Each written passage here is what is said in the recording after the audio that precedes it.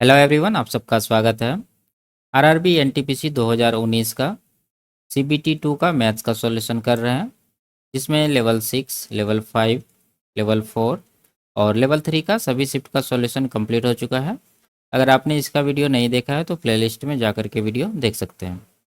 अभी लेवल 2 का सॉल्यूशन चल रहा है, जिसमें पिछले क्लास में 16 जून 2022 का दूसरा शिफ्ट का सॉल्यूशन किए थे। आज की क्लास में 16 जून 2022 का तीसरे शिफ्ट का सॉल्यूशन करेंगे और ये शिफ्ट एनटीपीसी सीबीटी 2 का आखिरी शिफ्ट है। ठीक है, तो शुरू करते हैं। उससे पहले चैनल पर नए हैं तो चैनल को सब्सक्राइब कर दीजिए। आगे बढ़ते हैं। कह रहा है 30 सेंटीमीटर व्यास वाले वृत्त की परिधि ज्ञात कीजिए। ठीक है, पाई का मान ये लेना है। तो परिधि निकालने का फॉर्मूला क्या होता है? 2πr नहीं तो पाई डी। तो पाई का वैल्यू ये लेना है 3.14 और डी कितना दिया हुआ है? व्यास 30 सेंटीमीटर। तो 30 से इसको गुना करेंगे। जब इसको गुना करेंगे तो कितना होगा? ये हो जाएगा 9420 और 2 अंक के पहले दशमलव है तो हम लोग यहाँ पर दशमलव लगा देंगे। तो 94.2 सेंटीमीटर इसका सही आंसर होगा। आगे बढ़ते हैं। किसी लंबवृत्तीय बेलन के आधार की परिधि 176 सेंटीमीटर है और इसकी ऊंचाई 12 सेंटीमीटर है। बेलन का संपूर्ण पृष्ठीय क्षेत्रफल ज्ञात कीजिए। ठीक है, तो बेलन का संपूर्ण पृष्ठीय क्षेत्रफल निकालने में पाई का प्रयोग होगा। इसमें क्या है? 11।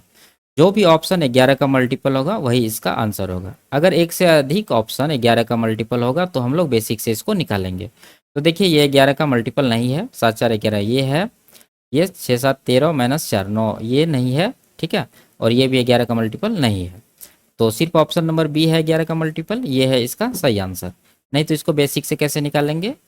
देखिए, संपूर्ण पृष्ठीय क्षेत्रफल निकालने का फॉर्मूला होता है 2πr into are plus H. ठीक है, तो इसमें h तो दिया है, r नहीं दिया है, तो r यहाँ से निकालेंगे। ये जो आधार का परिधि दिया हुआ है यानी 2πr बराबर 176 करेंगे। तो 22 से कटाएंगे 8 बार में, 2 से कटाएंगे 4 बार में। तो r का वैल्यू यहाँ से आएगा 7 चौके 28। बस यहाँ पर वैल्यू रखेंगे और गुना करके निकाल लेंगे। 2 गुना 22/7 गुना r है 28, फिर 28 प्लस 12। ठीक है, 7 से कटा दीजिए 4 बार में। 22 दूना 44 चौके 176 और गुना 28 प्लस 12 ये हो जाएगा 40। ठीक है, जब दोनों को गुना करेंगे तो 7040 सेंटीमीटर स्क्वायर इसका आंसर होगा। आगे बढ़ते। यदि किसी धन पूर्णांक n को 7 से विभाजित किया जाता है तो शेषफल 3 प्राप्त होता है। निम्न में से किस संख्या को 7 से विभाजित करने पर शेषफल 0 प्राप्त होगा? ठीक है, तो देखिए, मान लीजिए कोई संख्या है जिसको 7 से विभाजित करेंगे तो 3 शेषफल होगा। तो वो संख्या क्या होगा? 3 शेष होना चाहिए और 7 से डिवाइड करने के बाद तो वो संख्या मान लेते हैं 10 है। 10 भी हो सकता है, आगे और भी हो सकता है। तो सबसे छोटी संख्या 10 है इस प्रकार का। तो 10 को हम लोग लेंगे यहाँ पर। 7 से जब डिवाइड करते हैं इसको तो एक बार में जाएगा। शेषफल बच गया कितना? 3। ठीक है, अब इसको 7 से पूर्णतः विभाजित करना है यानी 0 शेष बचाना। तो ये 10 को क्या करना पड़ेगा? 10 को बढ़ाना पड़ेगा। कितना बढ़ाना पड़ेगा? देखिए, शेषफल 3 आ रहा था, 7 से इसको डिविजिबल बनाना है तो 4 इसमें और चाहिए। ठीक है, तो इन दोनों का अंतर हमेशा जो है इसको जोड़ देंगे इसमें। तो 7 और 3 का अंतर कितना आएगा? 4। तो 10 में 4 जोड़ देंगे हम लोग, कितना आ जाएगा? 14। ठीक है, तो वो संख्या में कितना जोड़े हैं? 4 जोड़े हैं। यहाँ पर वो संख्या n है तो n प्लस 4 इसका आंसर हो जाएगा। 4 ही इसमें जोड़ना है। आगे बढ़ते हैं। 20 और 62 के बीच की सभी अभाज्य संख्याओं की माध्यिका क्या होगी? तो सभी संख्याओं को लिखना पड़ेगा। कहाँ से शुरू करेंगे? 20 से। 20 के बाद जो अभाज्य संख्या है 23 है, उसके बाद 29 है, फिर 31 है, फिर 37 है, उसके बाद 41 होगा, फिर 43 होगा, फिर 47 होगा, उसके बाद 53 होगा, फिर 59 होगा, उसके बाद 61 होगा। ठीक है, 62 तक लेना है। अब इसका माध्यिका पूछ रहा है तो ये तो आरोही क्रम में है ही, तो बीच वाला पद होगा इसका माध्यिका। तो कितना नंबर है? 1 2 3 4 5 6 7 8 9 10। 10 है, 4 इधर छांट दीजिए, 4 उधर छांट दीजिए। तो बीच वाला जो 2 बचा इसका एवरेज इसका आंसर होगा। तो 41 और 43 का एवरेज क्या हो जाएगा? 42। इन दोनों के बीच में कौन सा नंबर है? 42। तो ऑप्शन नंबर डी इसका आंसर होगा। आगे बढ़ते हैं। कोई व्यक्ति एक धनराशि को 12% वार्षिक साधारण ब्याज की दर पर और दूसरी धनराशि को 10% साधारण ब्याज की दर पर निवेशित करता है। उसे दोनों निवेशों से 125 रुपया का वार्षिक ब्याज प्राप्त होता है। लेकिन यदि उसने निवेशित धनराशियों को आपस में बदल दिया होता तो उसे ब्याज के रूप में 3 रुपया अधिक प्राप्त होते। उसने मूल रूप से 10% वार्षिक साधारण ब्याज दर पर कितनी राशि निवेशित की? ठीक है, तो इसको समीकरण बना के सॉल्व करना होगा। मान लेते हैं कि जो 12% के रेट पर जो निवेश किया है उसका मूलधन कितना है, एक्स है, तो वहाँ ब्याज कितना मिलेगा, एक्स का 12%। ठीक है, और दूसरा धनराशि जो है वो क्या है, वाई है, तो यहाँ ब्याज कितना मिलेगा, वाई का 10%। और यहाँ पर देखिए दोनों मिला के कितना मिल रहा है, 125, तो दोनों को जोड़िए बराबर 125 करिए। ठीक है, इसी तरह से दूसरा कंडीशन को भी लिखेंगे।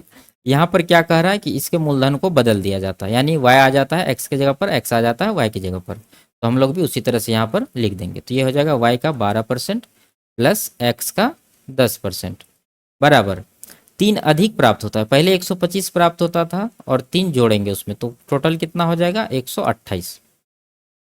ठीक है, समीकरण बन चुका है। अब इसमें क्या कह रहा है कि उसने मूल रूप से 10% का जो धनराशि है वो कितना है, तो 10% वाला कौन सा है, y है, तो y का वैल्यू यहाँ से निकालना है, तो x वाला को कटाना पड़ेगा। तो हम लोग क्या करेंगे, यहाँ देखिए x है, यहाँ 12x हुआ, यहाँ पर 10x हुआ, तो कटाने के लिए पहला समीकरण में किससे गुना करना पड़ेगा, 5 से। ठीक है, और दूसरा समीकरण में किससे गुना करना पड़ेगा, यहाँ पर देखिए वहाँ 60 हुआ तो यहाँ भी 60 चाहिए, तो 6 से यहाँ पर गुना करेंगे।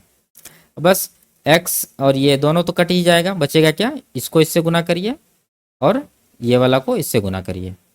तो बड़ा कौन सा है, देखिए 10 × 5 = 50, इधर हो रहा है 12 12 × 6 = 72, तो बड़ा ये है, तो पहले इसको लिखते हैं, यानी कि ये हो गया y का 72% माइनस y का 50% बराबर एक, इसको भी गुना करेंगे ना, ये कितना हो जाएगा, 128 6 के 8 6 के 48, 50 4, 12 6 के 72, 4 76 माइनस ये कितना हो जाएगा, 125 पंचे 625।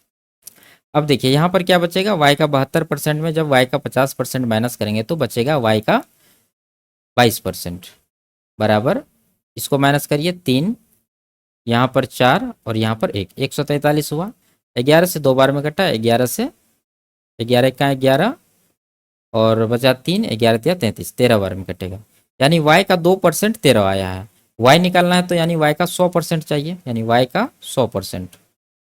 देखिए इधर 50 गुना हुआ है, ठीक है, 2 से 100 आए हैं, 50 गुना हुआ है, इधर भी हम लोग क्या करेंगे 50 गुना, तो ये हो जाएगा कितना, 13 × 5 = 65, यानी कि 650 रुपया इसका आंसर होगा।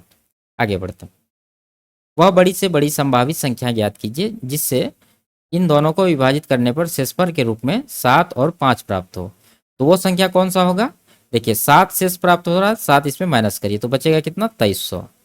उसी तरह 5 है दूसरा में, तो 5 दूसरा में माइनस कर दीजिए, बचेगा 3100। तो यही दोनों का एचसीएफ ले लीजिए, वही इसका आंसर होगा। तो इन दोनों का एचसीएफ क्या होगा, 100। ठीक है, 23 और 21 अभाज्य संख्या है और दोनों में 100 100 से गुना किया हुआ, तो 100 इसका एचसीएफ होगा, ऑप्शन नंबर सी। आगे बढ़ते हैं, यदि एक बेलन की त्रिज्या और ऊंचाई क्रमशः ये दिया है, इसका वक्र पृष्ठीय क्षेत्रफल ज्ञात कीजिए। तो बेलन है, इसका वक्र पृष्ठीय क्षेत्रफल क्या होता है, 2πr/h, तो 2 है, पाई का मान 22/7, आर कितना है, आर देखिए 0.2 गुना h है 0.7। ठीक है, तो 7 7 तो कट ही जाएगा, बचेगा क्या, 22 दूना 44 दूना 88, लेकिन यहाँ पर एक अंक, यहाँ पर एक अंक, 2 अंक के पहले दशमलव देंगे, तो ये आ जाएगा कितना, 0.88 सेंटीमीटर यानी metre square, option number B. आगे बढ़ते हैं, 6250 की धनराशि पर 12% वार्षिक साधारण ब्याज की दर पर 3 वर्ष में प्राप्त होने वाला ब्याज ज्ञात कीजिए। ठीक है, सिंपल सा है, 6250 है, इस पर 12% से 3 वर्ष में यानी 36% ब्याज मिलेगा, तो इसका 36% हम लोग निकाल देंगे, कट जाएगा 0, 5 से 2 बार में, 5 से 125, 2 से 18 बार में, ठीक है, 18 गुना 125 करेंगे तो कितना हो जाएगा, 18 × 5 = 90 बचा 9, 18 दूना 36 9 45 बचा 4, 18 × 18 4 22, 2250 इसका आंसर होगा। आगे बढ़ते हैं, एक रेलगाड़ी 72 किलोमीटर प्रति घंटा की चाल से एक खंभे को 12 सेकंड में पार करती है, रेलगाड़ी की लंबाई क्या है, तो इस चाल से इतना समय में जो दूरी कवर करेगा वही इसका लंबाई होगा। तो 72 किलोमीटर प्रति घंटा है, इसको 5/18 से गुना करके मीटर प्रति सेकंड में बदल देते हैं, क्योंकि समय यहाँ पर सेकंड में है। ठीक है, तो 12 से गुना करेंगे तो वो लंबाई निकल जाएगा, 18 से 4 बार में, 5 × 20 गुना 12, 240 मीटर इसका आंसर होगा, ऑप्शन नंबर सी।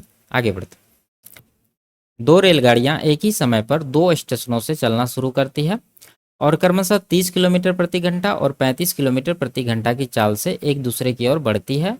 जब वे मिलती है तो पाया जाता है कि एक रेलगाड़ी ने दूसरी रेलगाड़ी से 30 किलोमीटर अधिक दूरी तय की।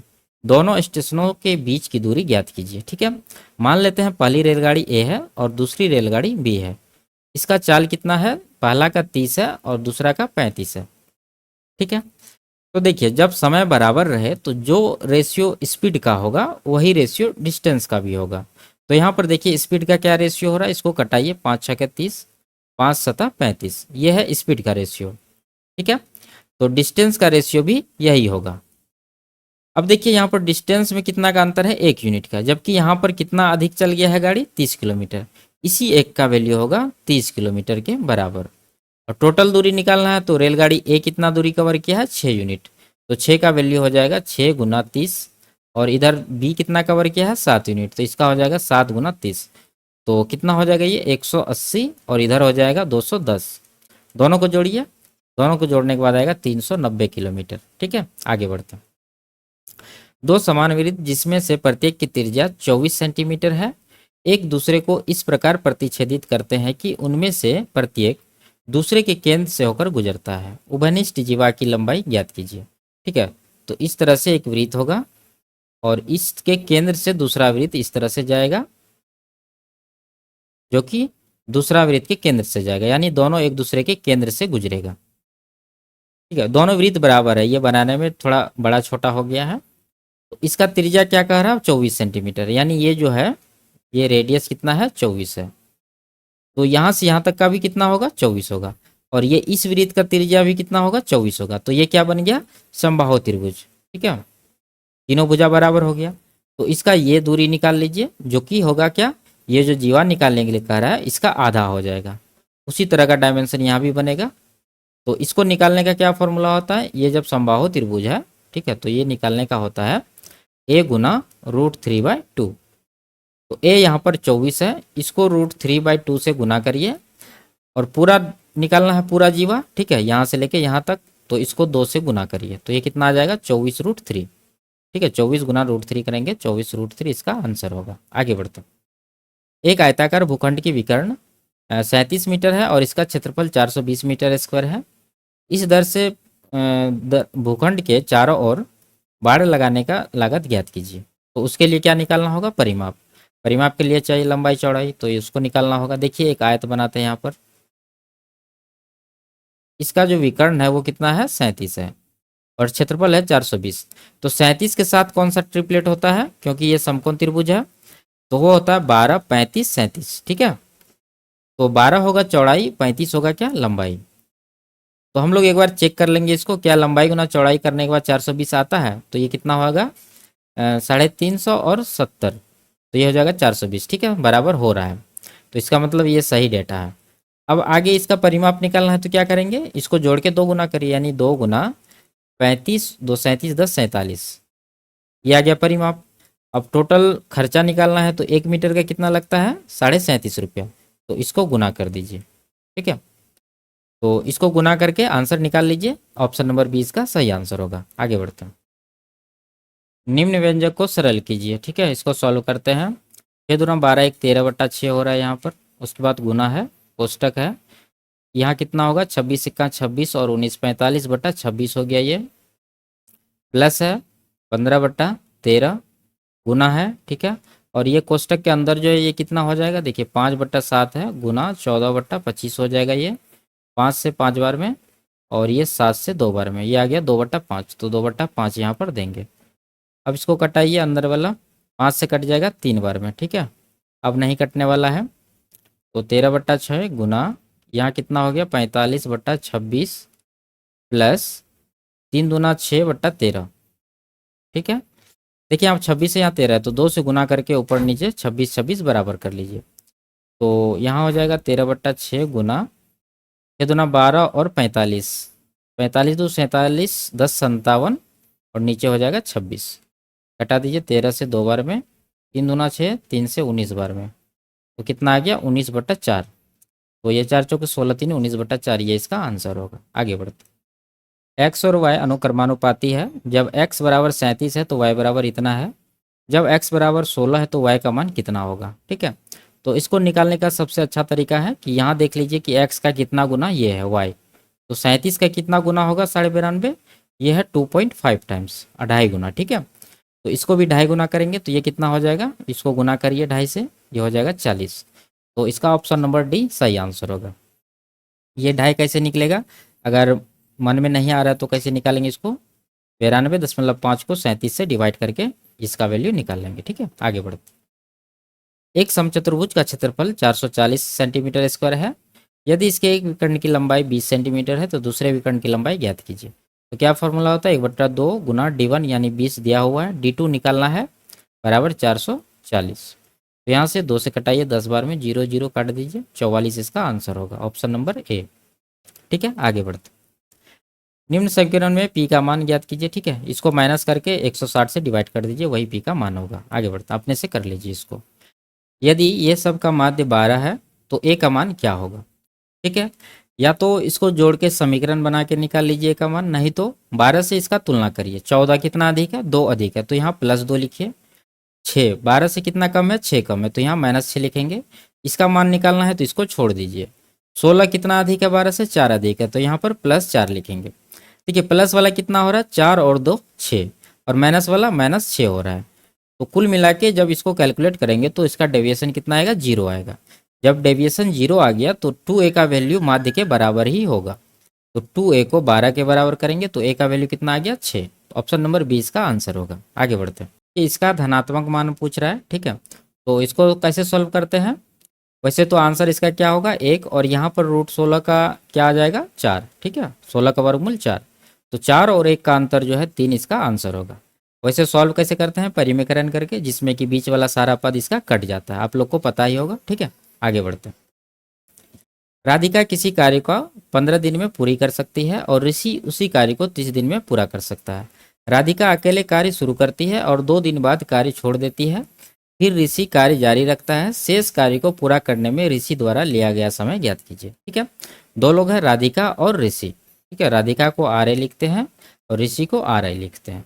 ये 15 दिन में करता है और ये 30 दिन में करता है। दोनों का एलसीएम 30 हो जाएगा, टोटल वर्क।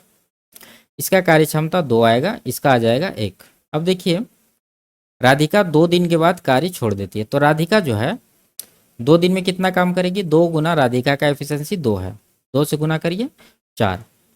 30 में से 4 यूनिट काम हो चुका, तो बचा कितना, 30 - 4 26 यूनिट। अब इसको कौन करेगा, ऋषि करेगा। तो यहाँ पर कह रहा है कि शेष कार्य को ऋषि द्वारा करने में कितना समय लेगा, तो ऋषि का एफिशिएंसी कितना है 1। 1 से 26 को डिवाइड करिए तो कितना आएगा, 26 दिन। Option number D. आगे बढ़ते हैं, निम्नलिखित का मान याद कीजिए। देखिए, इसको सॉल्व करना, बस कटा के आंसर निकाल लीजिए। देखिए, 32 से ये कट जाएगा, 32 से क्या 32, 18 बार में ये कट जाएगा। ठीक है, इससे ये 4 बार में कटेगा, ये कट जाएगा 3 बार में, और 2 से 2 बार में, 2 से 9 बार में। तो आगे कितना, ऊपर 2 नीचे 27, तो 2/27 इसका आंसर होगा। आगे बढ़ते हैं। 2 छात्रों ने एक प्रवेश परीक्षा में भाग लिया। उनमें से एक ने दूसरे से 15 अंक अधिक प्राप्त किए और उसके अंक उनके अंकों के योगफल के 80% के बराबर है। उनमें से प्रत्येक द्वारा प्राप्त अंक ज्ञात कीजिए। ठीक है, देखिए, मान लेते हैं कि पहला छात्र जो है और दूसरा छात्र, दूसरे से 15 अंक अधिक प्राप्त किया है पहला छात्र, तो दूसरा का x मानेंगे तो पहला का कितना होगा, x + 15 होगा, और उसके द्वारा जो अंक प्राप्त है दोनों के योगफल के 80% के बराबर है। यानी पहला छात्र जो प्राप्त किया है x + 15, ये बराबर है दोनों के योगफल के 80%। तो दोनों को जोड़िए, कितना हो रहा है, 2x + 15, इसका कर देंगे 80%, यानी 4/5। अब यहाँ से कैलकुलेट करके x का वैल्यू निकाल लेंगे। नहीं तो ऑप्शन में देखिए, यहाँ पर ये जो 20 है, जो अधिक अंक प्राप्त किया है 20, इन दोनों के योग यानी 25 का 80% है। ठीक है, तो ये इसका आंसर होगा। आप ऑप्शन से भी निकाल सकते हैं, नहीं तो इसको सॉल्व करिए। 5 यहाँ पर लगा दीजिए। ठीक है, 5 इस तरफ आ जाएगा, यहाँ से हटा के 5x इधर हो रहा है 8x, अंतर आ रहा है 3x का। इधर देखिए 15 × 5 = 75 और 15 × 4 = 60, अंतर आ रहा है 15 का। तो x का वैल्यू कितना आएगा, 3 × 5 = 15, 5 आ गया। यानी पहला छात्र 5 अंक प्राप्त किया है, दूसरा कितना, 15 × 5 = 20 अंक। Option number B. आगे बढ़ते हैं। पाइप ए और बी एक खाली टंकी को 42 मिनट और 56 मिनट में पूर्णतः भर सकते हैं। यहाँ पर लिख लेते हैं, ए भर सकते हैं 42 मिनट में, बी भर सकते हैं 56 मिनट में। पाइप सी अकेले पूरी टंकी को 84 मिनट में खाली कर सकती है। ठीक है, पहले तीनों का कार्य क्षमता निकालिए। पाइप टंकी का कैपेसिटी तीनों का एलसीएम कितना हो जाएगा 168। तो ये कट जाएगा 42 से कितना बार में 4 बार में, और ये 3 बार में, और यहाँ पर 2 बार में। ये खाली करने वाला तो इसको इफिशियंसी को माइनस में लिखेंगे। ठीक है, तीनों पाइप को 8 मिनट के लिए खोला जाता है, फिर पाइप सी को बंद कर दिया जाता है। पाइप ए और बी एक साथ मिलकर टंकी के शेष भाग को कितने समय में भरेंगे। देखिए 8 मिनट तक खोला गया तीनों को, तो कितना काम होगा, 4 भरेगा 3 भरेगा, 4 3 7 भरेगा, 2 खाली होगा, तो कुल मिला के भराएगा कितना 5 यूनिट, और 8 मिनट में भर जाएगा 40 यूनिट। तो 40 इसमें माइनस कर दीजिए, कितना बचेगा 128।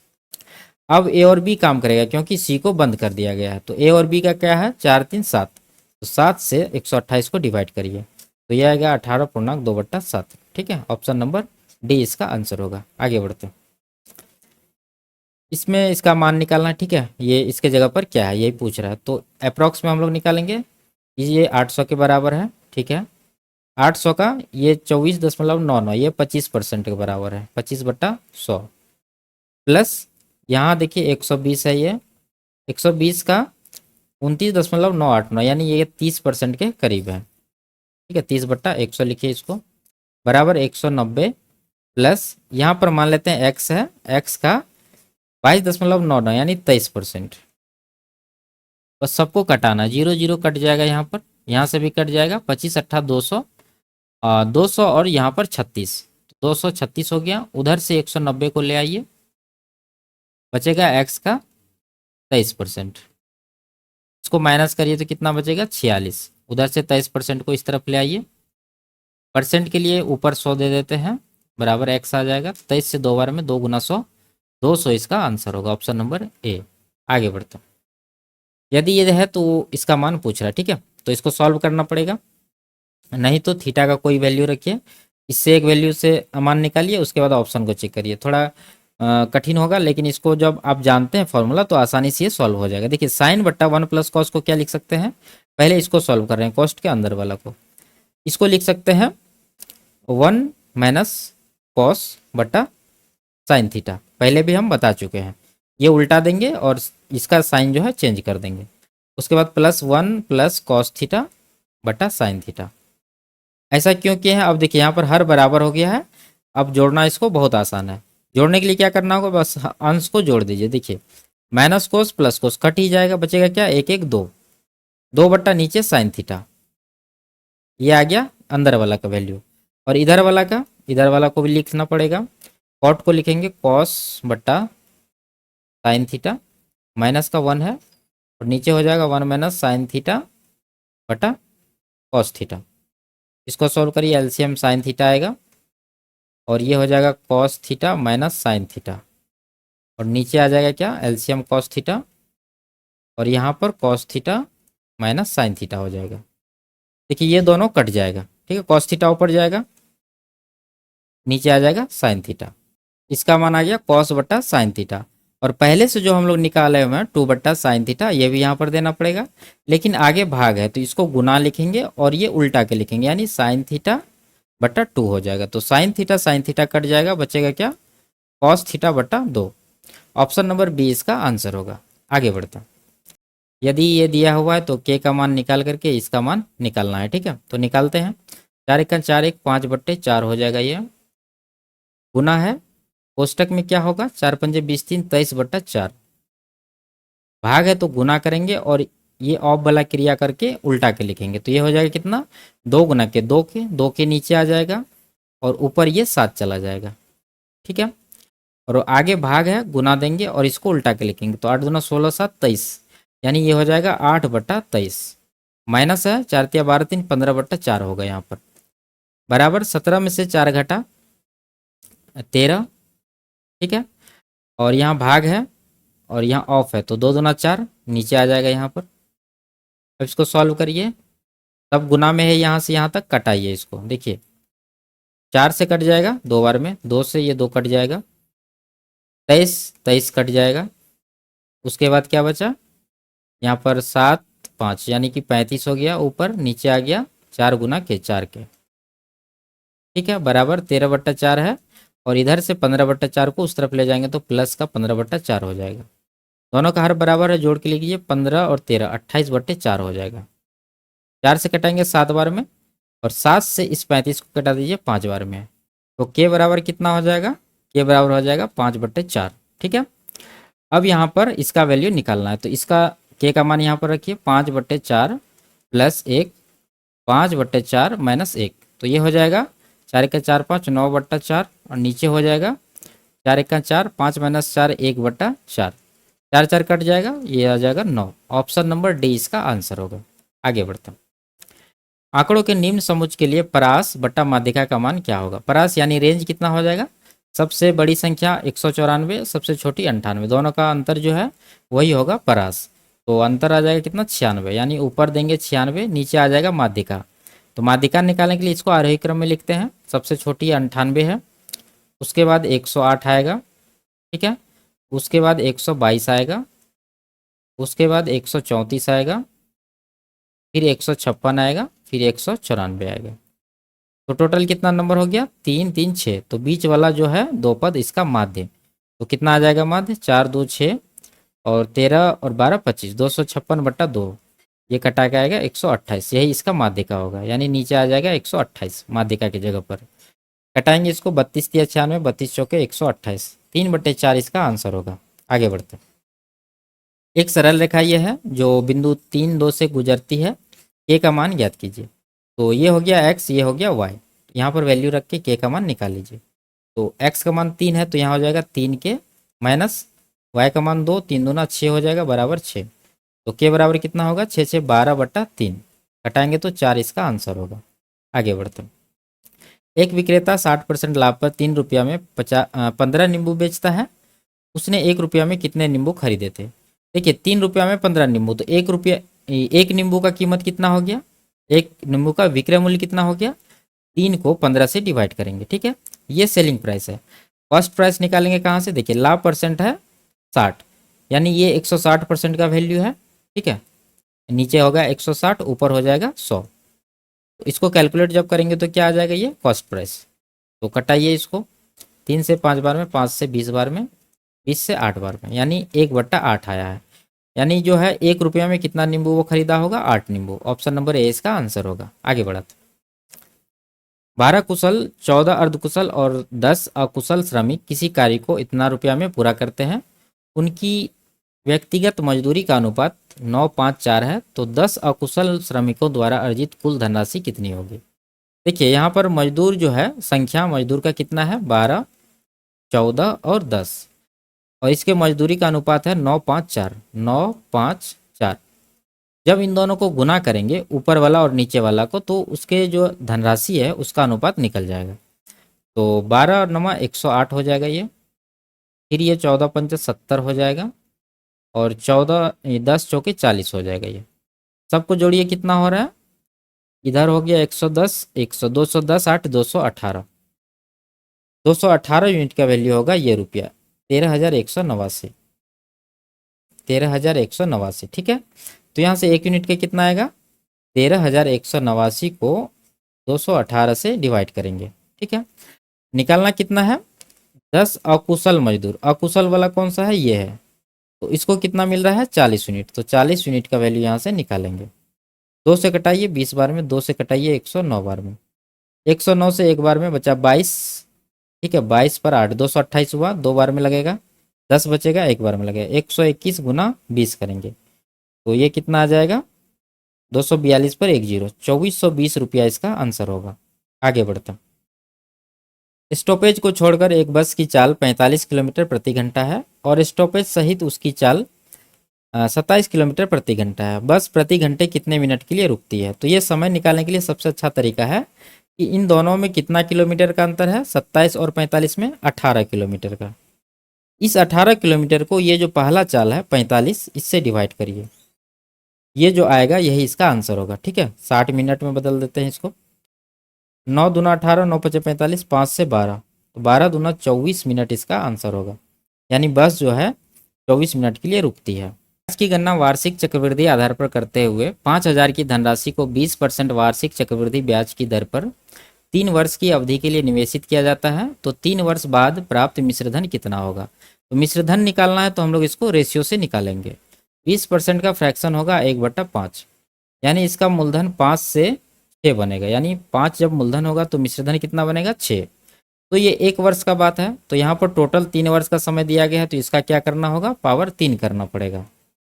तो ये हो जाएगा 125 अनुपात 6 का क्यूब 216। इसी 125 का वैल्यू यहाँ पर 5000 होगा। ठीक है, ये कितना गुना होगा, 40 गुना। तो 216 का भी 40 गुना करेंगे तो ये हो जाएगा 864 पर 10, 8640 इसका आंसर होगा। आगे बढ़ते हैं, इसको सॉल्व करना है। ठीक है, इसमें कोई फार्मूला नहीं लगेगा, बस इसको कटाना होगा। तो आप लोग इसको अपने से ट्राई कर लीजिए। आगे बढ़ते हैं, यदि किसी संख्या का 24% 39 के बराबर है तो वह संख्या ज्ञात कीजिए। देखिए 39 जो है 24% है, तो संख्या निकालना है, यानी 100% का वैल्यू यहाँ से निकालना होगा। तो कटाते हैं इसको 4 से 6 बार में और 4 से 25 बार में। ठीक है, तो गुना करना पड़ेगा, गुना करके 6 से डिवाइड करना पड़ेगा। तो गुना कर लेते हैं, ये 25 नमा 225 बचा 22, 25 दिया 75, 22, 75 2 77 20 97। ठीक है, 975/6।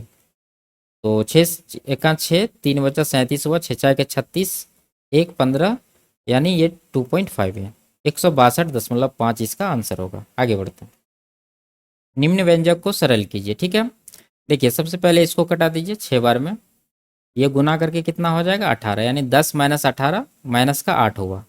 यहाँ देखिए ये वैल्यू कितना होगा 9, 9 से 27 को डिवाइड करेंगे तो कितना आएगा 3।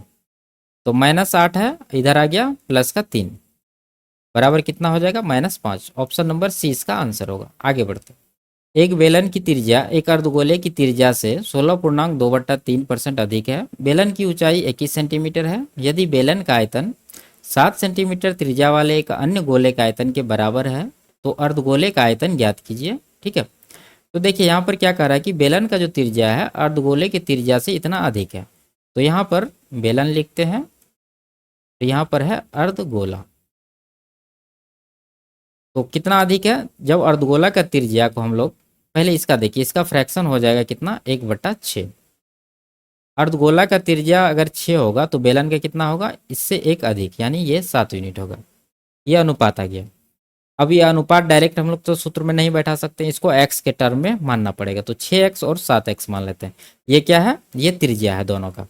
अब आगे देखिए, बेलन की ऊंचाई जो है ये दिया है और बेलन का आयतन 7 सेंटीमीटर एक अन्य गोले के आयतन के बराबर है। तो बेलन का आयतन होता है पाई r स्क्वायर, r है कितना 7x, तो 7x का स्क्वायर करेंगे गुना h 21 है, बराबर इसका जो आयतन है वो एक गोले का आयतन के बराबर है जिसका त्रिज्या 7 सेंटीमीटर। तो गोला का आयतन 4/3 पाई r क्यूब, यानी r इसका 7 है तो 7 गुना 7 गुना 7 करेंगे। पाई पाई कट जाएगा, 2 7 यहाँ पर है, यहाँ से 2 7 कटा दीजिए। ठीक है, और यहाँ पर 7 से 3 बार में ये कट जाएगा। x यहाँ पर 2 बार बचे, यानी x स्क्वायर बराबर हो जाएगा 4/3, इधर आएगा तो 9 हो जाएगा 4/9। तो यहाँ से x का वैल्यू आ गया 2/3। ठीक है, इसका वर्गमूल। तो देखिए यहाँ पर पूछ क्या रहा है फाइनली, अर्धगोले का आयतन। तो अर्धगोला का त्रिज्या हम लोग यहाँ से निकालते हैं, कितना आएगा 6x है, तो 6 गुना x का मान आया है 2/3। तो 3 दूना 6, 2 दूना 4 इसका आ जाएगा त्रिज्या अर्धगोला का। इसका आयतन निकालना, यहाँ पर निकालते हैं 2/3, पाई का मान 22/7, r क्यूब, r आया है 4 तो 4 का क्यूब करेंगे। ठीक है, तो 4 गुना 4 गुना 4, कटने वाला यहाँ पर नहीं है, बस गुना करके भाग देना है। ठीक है, 4 चौके 16, चौके 64, 64 गुना 128 गुना 22 करना है। तो 128 गुना 256, फिर से 256, 6 5 11 8, यहाँ पर 2816 होगा। ठीक है, 2816 को यहाँ पर 7 या 21 हो रहा है, नीचे डिवाइड करना है। 21 एका 21 जाएगा, 7 बचेगा, 21 या 63, 8, 21 चौक 84, दशमलव के बाद कुछ भी आए, 134 दशमलव ये जो है इसका आंसर होगा। आगे बढ़ते, इसमें क्या कह रहा है, सभी कॉलेजों में कुल मिलाकर पंजीकृत यानी इनरोल्ड और उत्तीर्ण छात्रों का अनुपात कितना होगा। तो पंजीकृत छात्र कितने हैं, यहाँ पर ब्लू वाला है पंजीकृत, 5 2 7 8 15, 15 5 20 बचा 2, 5 2 7, 7 4 11, 4 15, 15 5 20, 4 24। ठीक है, 240 हो गया। और नीचे जो है क्वालिफाइड देंगे 8, 2 10, 2 12, 12 8 20, बचा 2, 4 2 6, 3 9, 4 13, 4 17, 3 20, 200 हो गया। 0 0 कटेगा 4 से 6 बार में, 4 से 5 बार में, तो 6:5 इसका आंसर होगा। ठीक है, आगे बढ़ते हैं। तो ये लास्ट सवाल था। वीडियो आपको कैसी लगी कमेंट में ज़रूर बताइए। अच्छी लगी तो वीडियो को लाइक और चैनल को सब्सक्राइब कर दीजिए। फिर मिलते हैं अगले क्लास में, तब तक के लिए बाय बाय, टेक केयर।